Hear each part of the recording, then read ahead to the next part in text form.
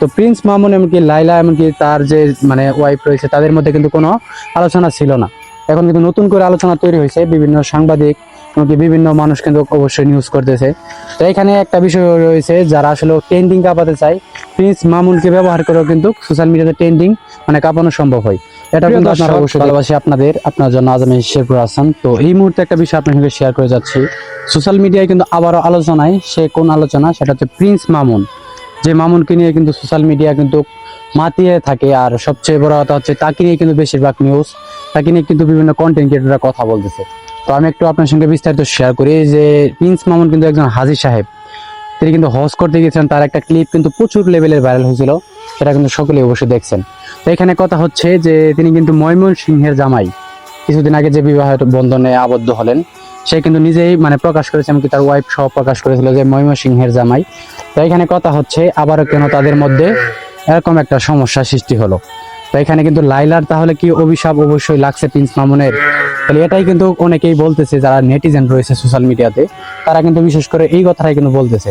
তো এখানে আপনাদের মতামতকে অবশ্যই কমেন্ট করে জানাবেন, কারণ প্রিন্স মামুনকে নিয়ে সোশ্যাল মিডিয়াতে যদি কোনো আলোচনা থাকে, সেটা বলা চলে যে দ্বিতীয় শাকিব খান বাংলাদেশে।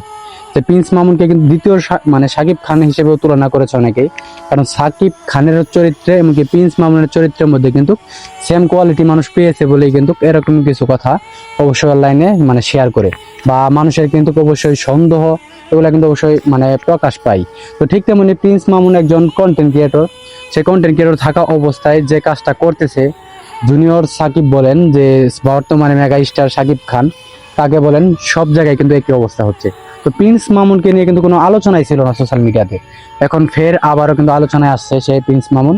তো তাকে নিয়ে যদি আপনাদের কিছু মতামত থাকে অবশ্যই কমেন্ট করে জানাবেন।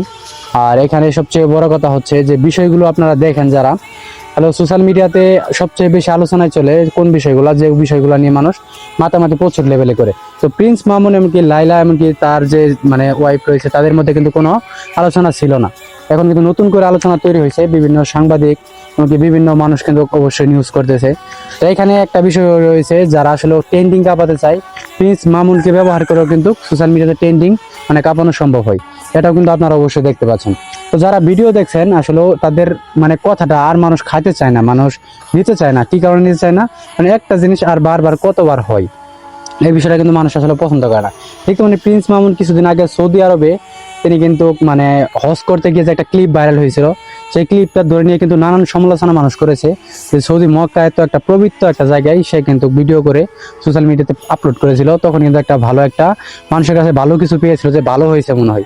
মানে তাকে কিন্তু কখনো ভালো করা সম্ভব না, কারণ এর আগেও দেখেন লাইলা কিন্তু তার সঙ্গে মানে ঝামেলা হলো, মানে নেশা করে এসে কিন্তু তাকে মানে বুঝতেই পারছেন বিষয়টা, যে মুখের উপর আঘাত করেছিল, এখানে ডিভোর্স হলো। তারপরে আবার ময়মনসিংহের জামাই হলেন সে প্রিন্স মামুন, সেখানেও কিন্তু মানে দ্বিতীয় স্ত্রী কিন্তু মানে প্রমাণ দেখিয়ে দিলেন ভিডিও আকারে, যে কিন্তু প্রিন্স মামুন কিন্তু অবশ্যই মানে বাবা সহ এমন কোনো নেশা নাই যে সে বাদ রাখছে, সে কিন্তু এইগুলা ভিডিও ক্লিপের মধ্যে কিন্তু ভাইরাল হয়েছে বিষয়টা।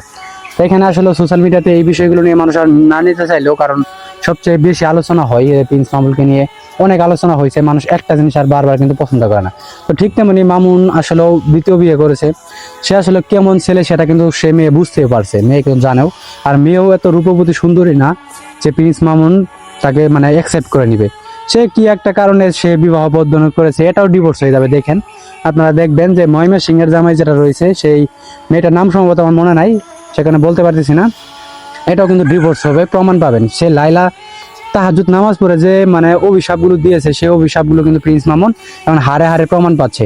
এটা কিন্তু অনেকে নেটিজেনরা যারা রয়েছেন তারা কিন্তু অবশ্যই মানে প্রকাশ করতেছেন, বা সন্দেহমূলক কথা অনেকে কিন্তু ট্রোল আকারও করতেছেন বিষয়টা। তো আপনাদের কাছে আসলে মতামতগুলো কি অবশ্যই কমেন্ট করে জানাবেন। তো ভিডিওটা যে যেখান থেকে দেখছেন অবশ্যই সাবস্ক্রাইব করবেন, ইউটিউব চ্যানেল থেকে দেখলে সাবস্ক্রাইব করবেন, ফেসবুক পেজ থেকে দেখলে ফলো করবেন। ভালো থাকবেন, সুস্থ থাকবেন, দেখা হবে নেক্সট নতুন একটা ভিডিওতে। আজকের মধ্যে এখানে বিদায়, আল্লাহ হাফেজ।